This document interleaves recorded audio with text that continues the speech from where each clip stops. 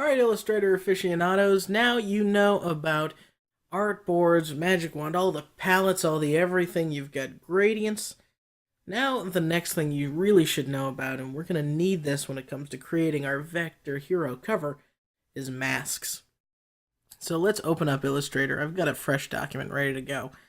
And we're going to be creating masks. Now what's a mask? A mask is basically you saying, I want to hide a piece of what I've created so that it's no longer visible. And what we mean by that is make it so that it's still there. We can still edit it and we can still bring it back if we need it, but we essentially aren't using it at the moment. So on my desktop, I'll go into the in-class folder and open up our old file where we have Mr. Sun. I'm just going to take him and copy and paste him into a new document where he's nice and big. He looks pretty excited to have this mask applied, don't you think? So, what essentially a mask will do is we'll draw a circle here.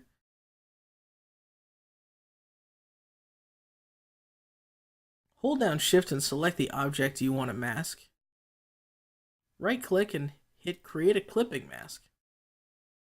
Now you can see we only see part of the sun, but when I hover over the sun, all the lines still get hovered. In fact, when I hit Command Y, our entire sun is still there.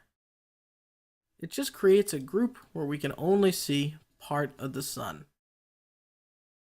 Now if we use direct select like usual, grabbing part of the sun will totally change what happens with the mask. You can see our mask edges are over there. And we can use the direct selection tool to grab the invisible edge of this mask, or Command Y to see the edge. Find the invisible edge and edit that. So we're only seeing part of our design. Now masks are super useful for having complex stuff in your scene, but being able to chop it off. Now if we go back and open up that same file, you remember everything was kind of going off the canvas. Well, what we could do is select all of this, right? Group it with Command G. Then take a rectangle, draw it exactly to the document bounds. Select everything, right click and hit Make a Clipping Mask.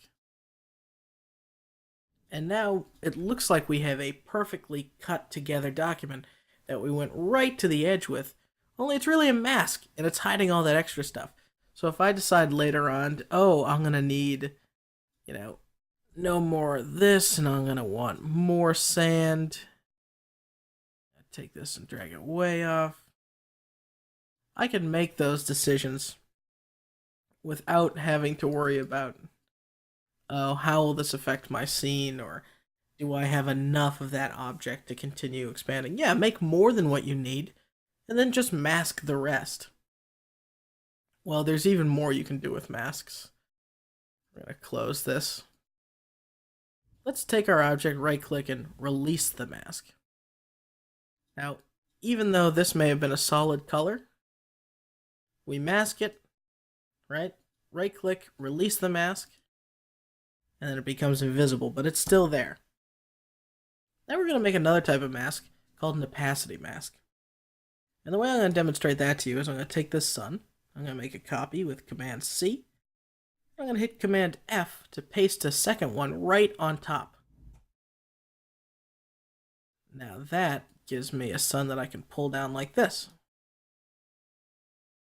Now this type of mask is called an opacity mask. Let me show you what this does. You make a block, and you color it somewhere between black and white. Select everything, and then over in the transparency menu, let's create an opacity mask, or make opacity mask. And you see that makes it semi-see-through, that whole mask. Well, watch this. We combine it with the power of gradients that we learned a little bit earlier. Put a gradient on there. Make it go from top to bottom. select everything, go to transparency and make an opacity mask. And you can see now we have a sun that fades away. Now we can double click on this and still edit the sun as if it were in a group.